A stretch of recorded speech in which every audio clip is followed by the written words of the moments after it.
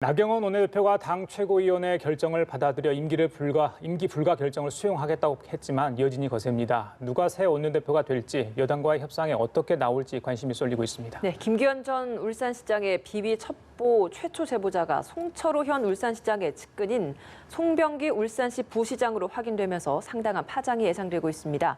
이 관련 내용들 최민희 전 국회의원, 박정아 전 청와대 대변인 두 분과 함께 짚어보겠습니다. 예, 어서 오세요. 예.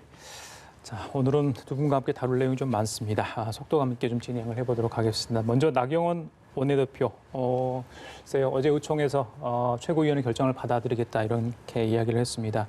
하지만 좀 섭섭했을 부분도 있을 것 같고요. 최고위원도 불참했다고 하죠. 그 결정을 수용한 배경은 어디 있다고 보십니까?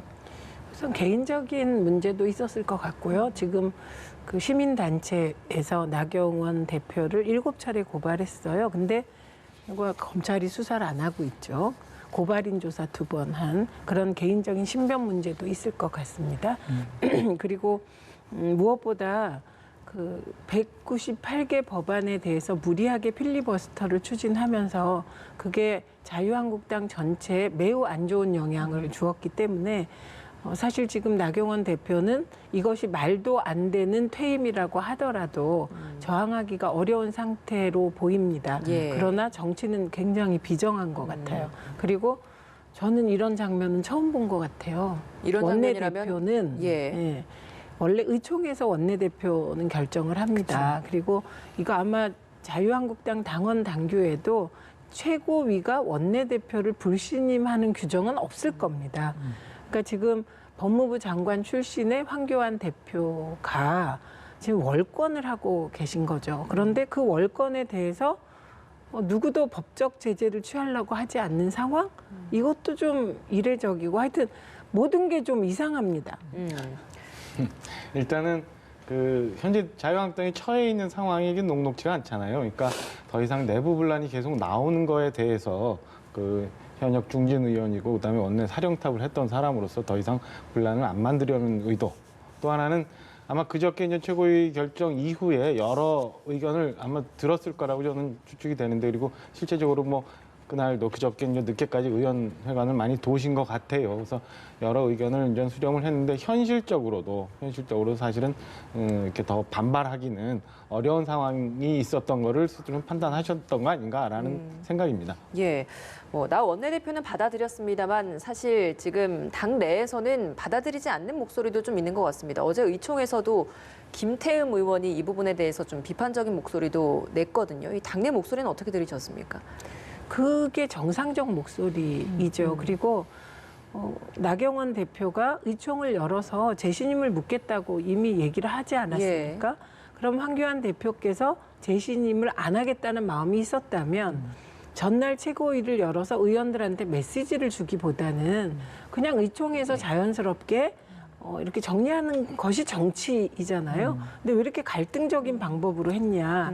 이 부분에 대해서 좀 왜 그런가 이제 생각을 해봐야 될 지점인 것 같고 예. 당원 당규에 아마 없을 겁니다. 제가 자유한국당 당원 당규에 정통하진 못하지만 예. 그렇기 때문에 의원들이 또 그런 문제 제기를 하는 게 지극히 당연한 일이고 그에 대해서 황교안 대표가 답변해야 되는 거죠. 설득을 하든 설득당하든. 알겠습니다. 차기 원내대표 벌써 3명이 일단 출마 선언을 했고 그 이후에 또 출마를 선언하겠다는 사람도 있어 보입니다. 아직은 일단 3명이죠. 과제가 많고요. 특히 여당과의 협상 어떻게 할지 그 부분도 관심입니다. 어떻게 보십니까? 어느 때보다 중요한 자유한국당 원내대표인 것 같아요. 일단 앞선 뭐 황교안 대표 얘기도 하고 당 얘기도 좀 했습니다만은 선출일은 아직 뭐 공고되지는 않았습니다만 이번 원내대표 선거 결과가 어떻게 되느냐에 따라서 앞으로 자유한국당이 나가는 길이 나올 것 같아요. 우선은 예. 지금 출마 선언을 한 두세 분 정도에서 어떤 부분은 전 협상을 굉장히 강조하시는 분이 있고 어떤 부분에서는 전 대여 투쟁에 대해서 강조하시는 분이 있는데 예. 의원들은 과연 어떤 선을 택할 건가? 그리고 그 지금 황교안 대표가 최근에 있었던 당직 인선이나 나경원 원내대표 건 등등 뭘 하고자 하는지는 맞는데 그 건에 대해서 의원들은 어떻게 생각하는지 이런 결과들이 원내대표 선거 결과에 따라서 다 반영이 되지 않을까. 그래서 좀 지켜볼 대목인데 이거에 따라서 자유한국당 향후 행보가 그리고 이에 따라서 국회 모습들이 많이 변화가 있을 거라고 생각합니다. 예. 민주당 입장에서는 어떤 분이 원내대표가 돼야 가장 적합한 인물입니까? 그러니까 지금 그것도 중요하지만 더 중요한 건 나경원 원내대표 임기가 12월 10일이에요. 그래서 지금 절차대로 하면 자유한국당 원내대표 경선이 그로부터 일주일이잖아요. 예. 그죠? 그러면 17일이나 20일 사이에 선출이 되면 민주당 입장에서는 그걸 기다려야 되나 어떻게 해야 되나 이런 고민에 좀 빠질 것 같습니다. 그리고 당연히 민주당뿐만 아니라 전 국민이 국회가 뭐 싸우라고 만든 건 맞아요. 구조상 여야가 싸우라는 건데 싸워서 그 싸움이 목표가 아니라 싸워서 좋은 결론을 도출하라는 게 국회잖아요. 근데 이제 그런 대화와 타협이 실종됐으니까 이제는 대화와 타협을 할 수 있는 원내대표가 오길 기대하지 않겠습니까? 알겠습니다. 민주당도 뭐 대화파나 협상파가 오길 당연히 바라겠죠. 당연하죠. 알겠습니다. 그런데 방금 기다린다 이야기를 했잖아요. 오늘 이인영 원내대표가 한국당 오늘까지 필리버스터를 처리해야 한다고 합니다. 또 다시 시한을 지난번에 3일 정했는데 또 오늘 시한 하나 정했어요. 아니면 4+1 체제 본격적으로 가동하겠다. 어제 물론 논의도 예산안 관련 뭐 같이 하겠다 이야기도 있었습니다만 또 오늘 또 시한을 통보했거든요. 민주당이 자꾸 이렇게 말은 하지만 사실 진짜 기다리고 있는 느낌이거든요. 어떻습니까? 그렇죠. 그러니까 어제죠. 시한이 어제였는데 다시 연장한 거잖아요. 그건 아마도 자유한국당 상황을 보고 결정한 것일 텐데 여당도 사실은 딱한 처지죠. 왜냐하면 검찰개혁은 촛불 정부가 들어설 때 모든 여론조사에서 개혁 1순위였습니다. 검찰개혁이. 그래서 검찰개혁 관련한 법안을 통과시켜야 되는데 지금 선거법 개정안과 맞물리면서 굉장히 국면이 장기화되고 있고 그런 장기화에 따른 피로감은 여당에게 책임을 묻게 되거든요. 국민들께서.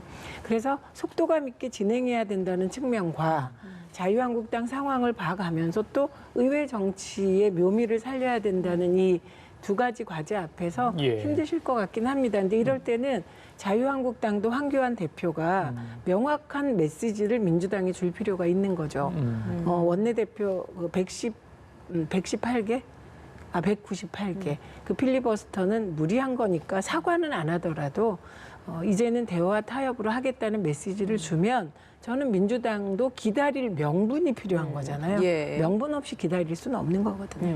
크게 어려운 문제는 아닌 것 같아요. 지금 뭐 국민들이 볼 때는 여야 다 마찬가지 상황인 것 같은데 좀 전에 말씀 주셨지만 뭐 기다리는 명분 얘기하셨는데 사실은 합의해서 중요한 민생법은 먼저 처리하고 나머지 선거법이나 뭐 공수처법에 대해서는 상정을 안 하겠다는 약속을 하면 이게 금방 진행은 될 수 있어요. 국민들 입장에서 봤을 때는 물론 뭐 지역구에서 움직이고 있는 후보들이 있으니까 선거구제 빨리 급하다고 할 수 있지만 조금 여유가 있는 거거든요. 공수처법은 더 그렇고 그렇다면 민생법안 먼저 처리할 수 있는 그런 협의를 좀 하면 그리고 여야 모두 여기에 좀 동의를 한다면 저는 국민들 입장에서는 크게 어렵지 않은 부분은 아닐까라는 생각이 들고 더 많이 가지고 있는 게 사실은 정부 여당이니까 이번에는 좀 더 여유를 갖고 좀 룸을 주는 게 야당 쪽에 맞지 않을까라는 생각이 들어요. 그래서 이인영 대표 쭉 말씀하신 거는 압박용인 것 같다는 생각이 들고 그다음에 그거 말고 사실은 지금 처해 있는 게 이제 예산은 또 있거든요.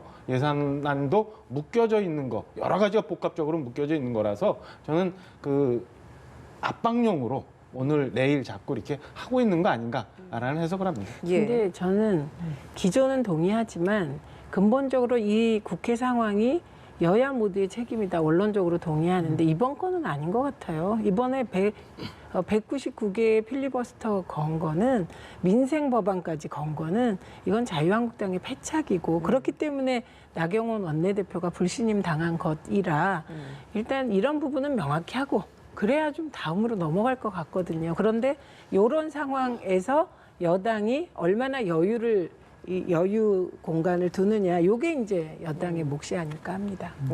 4+1 공조를 통해서 지금까지 뭐 패스트트랙 법안 올라온 것들 합의안을 준비를 하고 있는 상황입니다. 뭐 공수처 법안 관련돼서는 단일안으로 거의 지금 완성이 되어 간다라고 듣고 있고요. 그리고 선거법과 관련해서는 좀 어느 정도 좀 진행이 된 상황입니까?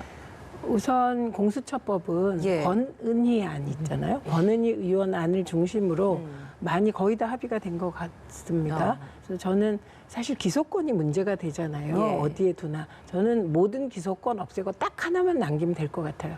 검사에 대한 기소권, 검사에 대한 수사권만 공수처가 갖는다면 이거는 저는 이제 반대하는 쪽에서도 명분이 없고 국민들은 이 부분을 굉장히 중요하게 보고 계시다. 선거법은 이제 연동률이 남은 것 같습니다. 예. 250대 50은 현실적인 조건을 고려할 때 이게 뭐 좋은 건 아니고 현실적인 조건은 의원들이 자기 지역구 없애는 거 동의할 사람이 없잖아요. 갈등을 최소화시키기 위해서 250대 50 정도 이거는 여야가 다 받고 자유한국당도 받을 것 같아요. 왜냐하면 그냥 놔둬도 250석 되거든요. 자연적으로 줄기 때문에.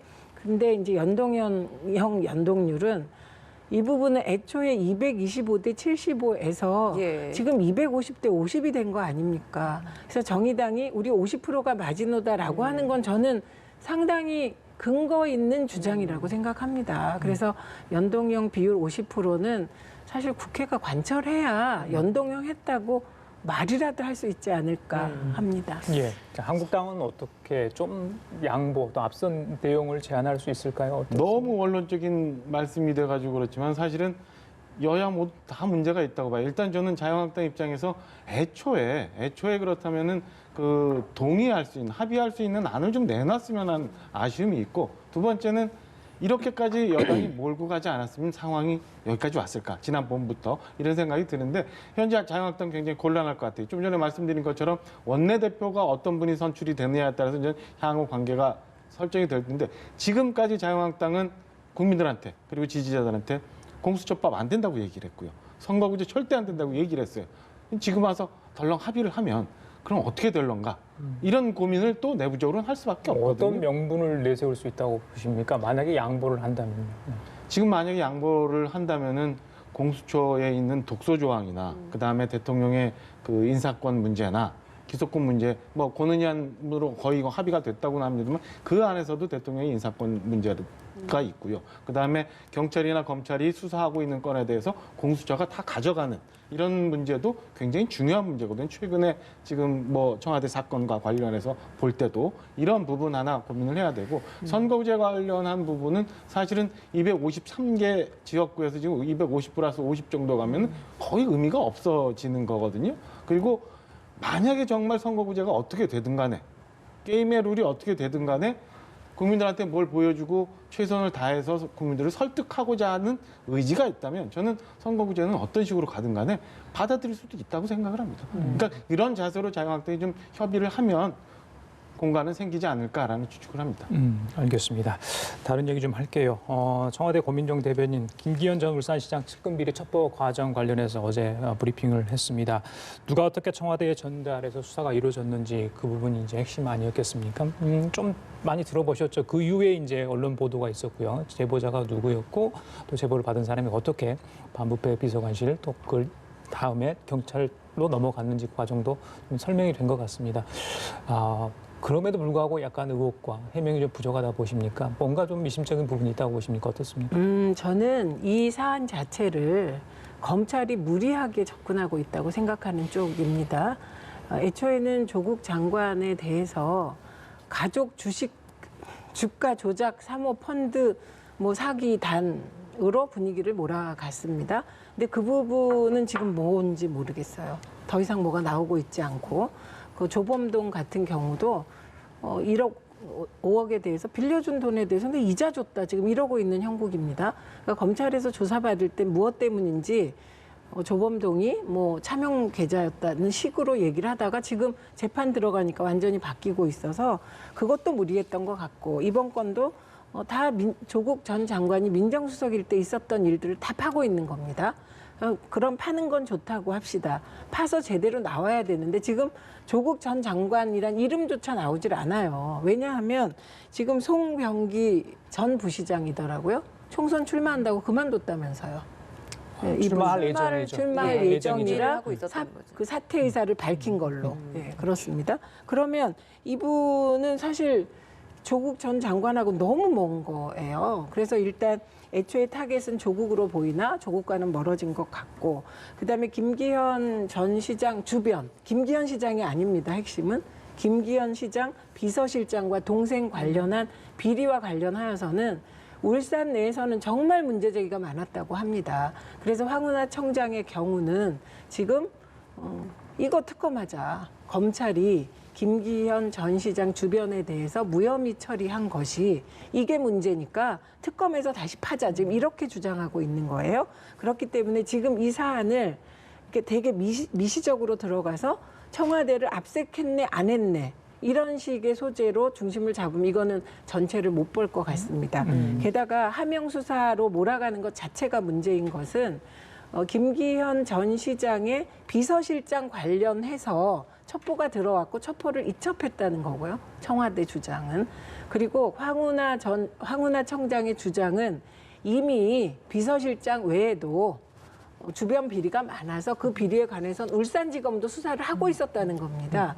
그래서 이 부분은 좀 가름말을 타야 되지 않을까 그렇게 생각하고, 그다음에 송병기 님은 무슨 송철호 시장의 측근입니까? 자유한국당 쪽 인물이고 김기현 전 시장, 김기현 전 시장의 최측근인 거죠. 그리고 김기현 시장 땐 약간 물을 먹으신 것 같아요, 전문 용어로. 그리고 이 사람이 교통국장이었다가 다른 곳으로 자천되고 그러는 과정에서 어떤 행적을 했는지는 뭐 이건 진짜 경찰과 검찰이 수사해서 밝혀야 되지 않을까 싶습니다. 예. 근데 송철호 시장의 측근이라는 말은 맞지 않아요. 예, 그 근거는 어디 있어요? 저기 최 의원께서 그렇게 말씀하신 근거가. 그러니까 옛날 김기현 전 울산시장 시절에 김기현 국장으로 전 시장. 예. 김기현 전 시장 때 잘 나갔다고 합니다. 이분이. 이거 취재 결과죠. 그리고 언론에도 보도됐어요. 예. 그런데 김기현 시장이 들어오시면서 한직으로 밀려난 거예요. 그러면서 이제 자유한국당 쪽과 멀어졌지 그 이전에는 자유한국당 쪽과 가까운 분이었다라는 제보가 저에게 어제 카톡으로 그러니까 그때까지는 울산 지역에서 몇 명으로부터 들어왔습니다. 그랬는데 이제 지방자치단체 선거 직전에 여러 가지 네. 뭐 퇴직하는 과정이 있었고 그 다음에는 송철호 전 후보에 대해서 캠프에서 근무를 했고 네. 여러 가지 뭐 인수위도 있었고 그렇죠. 그 다음에 부시장이 되는 그런 과정이 있어서 측근으로 분류된다 지금 그런 거 그건 아니겠습니까? 측근이 아니죠. 필요할 때 시장은 누군가를 데려다 쓴 사람이죠. 일을 맡긴 것뿐이고 측근은 그런 게 아니죠. 아주 가까운 사이. 글쎄요. 뭐 측근에 대한 해석 어떻게 해야 될지 모르겠습니다만. 네. 저는 최 의원님하고 좀 달리 보고 있는데요. 그리고 최 의원님이 미시적으로 접근하면 안 된다고 말씀은 하셨지만 사실은 너무 미시적으로 보고 계신 거 아닌가 싶어요. 지금 조국 전 장관과 그 일가를 둘러싼 비위 사실은 저는 이 건하고는 전혀 이 근수가 다른 전혀 별건이라고 보여지고, 지금은 뭐가 핵심이냐면 저 송병기 부시장 얘기 나왔습니다만 어떤 연유로 저게 청와대에 가서 청와대에서 어떤 과정을 거쳐서 변형이 돼가지고 경찰청에 들어가서 수사가 됐느냐. 그래서 선거에 어떤 결과, 그러니까 어떤 목적으로 이런 일을 했느냐. 과연 그게 누가 결정했느냐에 대한 그 뒷배를 찾아야 되는 거고요. 유재수 부시장 같은 경우는 뭐 적폐 수사 굉장히 하면서 공정 정의를 외쳤던 현 문재인 정부가 그때 당시 그러면은 구속을 인정할 만큼 엄청난 비위가 있었던 유재수 부시장을 왜 그 감찰을 왜 누가 어디서 그냥 무마하자고 결론을 내렸느냐, 이 건에 대해서 찾아야 되는 거거든요. 그러면 이거는 공정 정의와 관련한 한 건,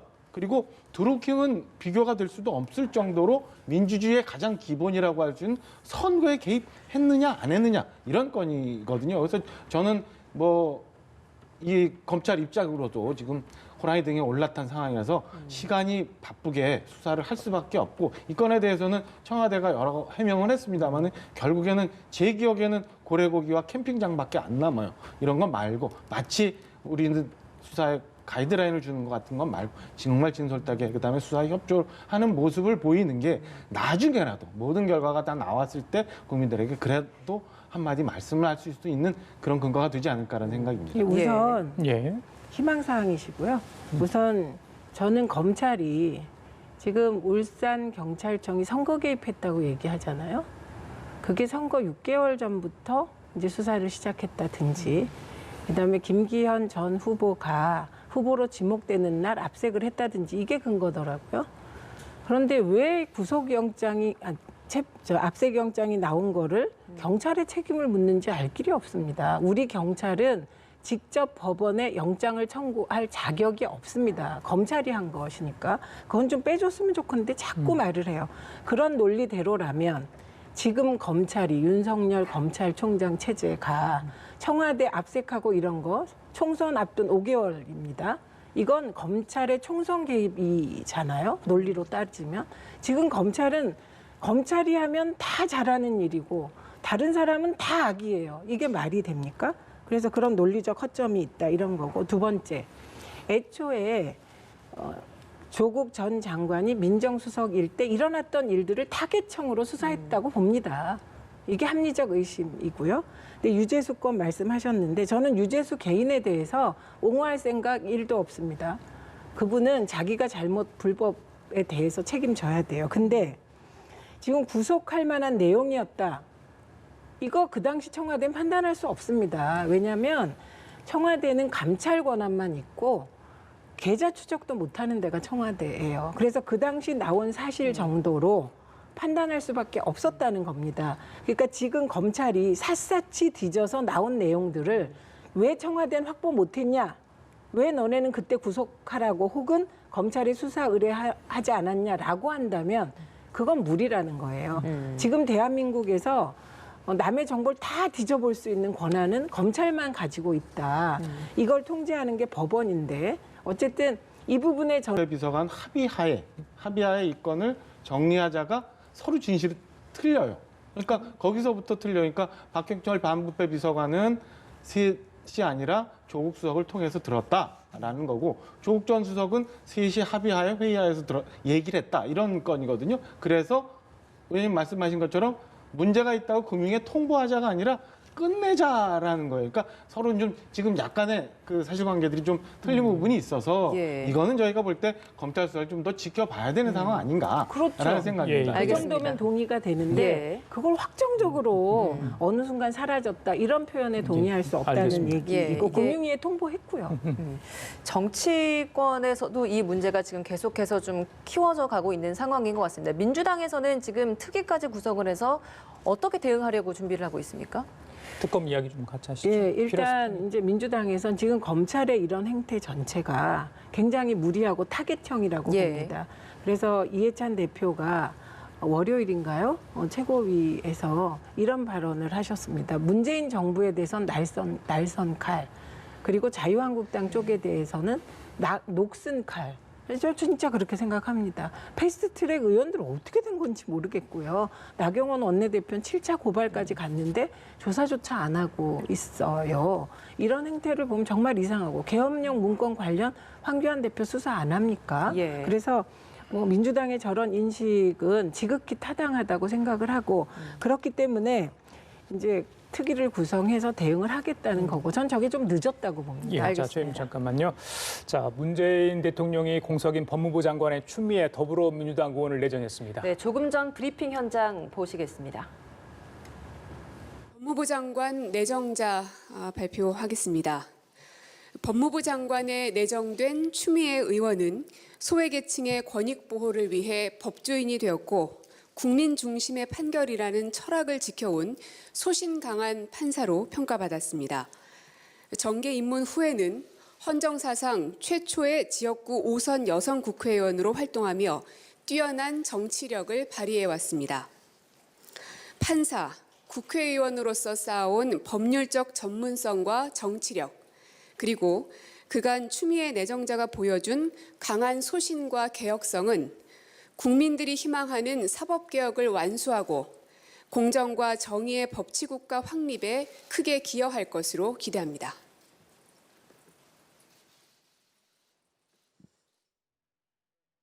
네, 조국 전 장관 사퇴 이후에 공석이었던 법무부 장관에 추미애 더불어민주당 의원이 내정됐습니다. 대구 경북여고를 나와서 한양대학교 법학과를 졸업을 했고 연세대학교 경제학을 석사로 졸업했습니다. 20대 국회의원이고요. 현역 국회의원 출신입니다. 더불어민주당 당 대표를 역임했고 15, 16, 18, 19대 총 4선의 국회의원을 역임했습니다. 광주고법 판사에 춘천, 인천 그리고 전주지법 판사 생활을 했고 제24회 사법시험에 합격했습니다. 예, 최 의원님, 조국 전 장관 제 기억으로 10월 14일인가요? 그때 사퇴를 했죠. 그래서 계속 공석이 되었습니다. 그래서 후임 법무장관이 과연 누가 될지 오늘 일단 조국 법무부 장관의 후임자인 법무부 장관이 누가 될까 관심이었는데 추미애 더불어민주당 의원 5선의 국회의원이고요. 여성 5선 일단 내정 어떻게 보십니까? 우선 조용하고 단호하게 검찰개혁을 완수할 적임자라고 봅니다. 그리고 굉장히 강하신 분입니다. 그래서 소신도 있고 그리고 검찰개혁에 관한 한은 뭐 추종을 불허할 만큼 전문가이십니다. 그래서 기대하기는 이제 조국 전 장관 이후에 검찰개혁을 행정부 차원에서 완수할 게 있고 국회에서 법이 통과되는 근데 국회에서 법은 뭐 지금 추미애 장관이 어떻게 할 수가 없죠. 내정자. 예. 네, 내정자가. 그런데 행정부 차원에서 할 수 있는 모든 일, 그리고 최근에 벌어지고 있는 검찰의 무리한 수사, 예. 그리고 계엄령 수사는 왜 그렇게 허투루게 했는지 등등 굵게 검찰에 대한 지휘권을 정확하게 행사해 주시기 바랍니다. 예. 제가 앞서서 이제 4선이라고 좀 설명드렸었는데 오선이요. 이번 20대까지 포함을 하면 5선의 오선의원이시죠. 국회의원 출신입니다. 어떻게 좀 뭐 예상- 판사 출신인데다가 워낙 그 경륜에 대해서는 뭐 문제가 충분히 예. 법무장관 아니야 다른 직책을 수행해도 무방할 정도로 충분히 갖춘 분이라 그리고 법무장관 공석 기간이 오래됐으니까 빨리 채워넣는 건 맞는 것 같은데 저는 다만 조금 아쉬운 거는 왜 이렇게 원포인트로 저렇게 그 인사 카드를 쓸까라는 생각이 듭니다. 그러니까 뭐 내각도 그렇고 청와대도 그렇고 지금 현재 청와대 입장에서는 뭔가 이렇게 쇄신 분위기를 만들 수 있는 쇄신 분위기를 만들어야 되는 그런 카드가 있는데 그러니까 묶어서 전체적으로 국민들한테 감동과 충격을 좀 줄 수 있는 그런 한꺼번에 인사가 있었으면 좋았을 텐데 뭐가 급하거나 아니면 뭐에 쫓겨서 아니면 뭐 어떤 연유 때문에 이렇게 원포인트로 법무장관 하셨나라는 생각이 좀 들어서 전체를 다 아우를 수 있는 그런 인사를 같이 했었으면 더 좋았겠다라는 생각이 듭니다. 예, 앞으로는 이제 또 인사청문회가 굉장히 큰 고비라고 해야 될까요? 이제 뭐 이런 부분이 굉장히 앞으로는 좀 요즘은 좀 중요해진 추세라서 이 부분 어떻게 통과하실 거라고 보십니까? 그러니까 추미애 대표는 5선이시잖아요. 예. 5선까지 했다는 건 그만큼 주변 관리가 잘 돼 있다는 뜻일 것 예. 같고 뭐 그래서 인사청문회는 무난하게 통과할 텐데 지금 야당은 인사청문회를 하려는 게 아니잖아요. 태도가. 그래서 차기 원내대표가 누가 되실지 모르지만 이제 인사청문회는 좀 인사청문회로 하는 게 좋을 것 같아요. 그리고 아까 말씀하신 부분은 아마도 문재인 대통령 스타일상 인사를 통한 쇄신을 꾀하고 그럴 것 같지는 않습니다. 법무부 장관은 사실 너무 오래 공석이잖아요. 그래서 원포인트로 한 것 같고 그다음에 국무총리 부분은 언론에 나온 대로 여러분이 설왕설래되고 있고 그리고 또 유력했다는 분에 대해서 또 진보나 시민단체의 반대가 크기 때문에 그럴 때 밀어붙이는 건 또 옳지 않잖아요. 그래서 여러 가지 이렇게 생각을 하고 계신 게 아닌가. 예, 청문회 통과 가능성까지 과연 염두에 뒀을까요? 국회의원들 장관 내정되면 거의 다 통과됐었고 특히 이제 추 내정자 같은 경우는 판사 출신에다가 또 법사에 오래 하지 않았습니까? 그래서 검찰의 법 쪽에 전반적으로 돌아가는 어떤 현안이랄지 이슈에 대해서 굉장히 잘 파악을 하고 있다. 저희들이 익히 그렇게 알고 있는데 대통령이 추 의원을 장관으로 내정한 이유, 가장 큰 이유는 어디 있다고 보십니까? 지금 상황에서는. 뭐 좀 전에 말씀 주신 것처럼 워낙 그 법조에 대해서 해박하신 분이고 그다음에 그 국회 경험도 많고 하니까 말씀하신 것처럼 청문회 통과 여부도 그다음에 꼭 해야 되는 검찰 개혁 여부도 이런 것까지 다 고민을 하셨던 거 아닌가 싶고요. 그렇다 보면은 많은 여러분이 있지만 그중에서 추 장관 내정자 같은 분이 이렇게 올라오지 않을까. 당연히 누구라도 이렇게 생각이 듭니다. 다만 아까 제가 이제 인사 말씀드린 거는 검찰이 지금 수사가 굉장히 많이 진행되고 있잖아요. 근데 검찰은 이제 연초 가면 또 정기 인사가 있어요. 그리고 법무장관은 검찰에 대한 감찰권도 가지고 있어요. 이런 것들이 현재 진행되고 있는 검찰 수사와 관련이 돼 있어서 좀 더 빨리 법무장관은 원포인트로 하신 거 아닌가라는 말씀을 좀 드리고 싶었던 거예요. 아니, 아까 전에 최 의원님 윤석열 검찰총장체에 대해서 약간 비판하셨잖아요. 검찰이 지금 하고 있는 그런 수사 네, 상황에 네. 대해서. 그렇다면 추 의원을 내정한 이유가 윤석열 총장을 좀 견제할 그런 의도가 있다고 보시는 건? 그러니까 우선 윤석열 총장은 견제 대상이 아닙니다. 지휘 대상이에요. 이건 법적으로 법무부 장관이 검찰총장을 지휘한다고 되어 있기 때문에 지휘할 수 있는 사람은 찾았다고 봅니다. 그리고 추미애 장관 내정자, 예. 저는 디소위원장으로 대표를 모시고 이래갖고 자꾸 대표 예. 입에 붙어서. 근데 지휘할 적임자인 것이죠. 그리고 저는 검찰 인사할 요인이 발생하면 하는 겁니다. 지금 지검장이 4개인가 5개 비어 있잖아요. 그런데 윤석열 총장이 하도 정치적인 사건들을 수사하고 이러니까 인사가 지금 지연되고 있는 것이거든요. 그래서 이런 부분은 법적 원칙에 따라 인사 원칙에 따라 인사하면 될 것 같습니다. 알겠습니다. 지금까지 최민희 전 국회의원, 박정화 전 청와대 대변인 두 분과 함께했습니다. 오늘 말씀 잘 들었습니다. 고맙습니다. 감사합니다. 네.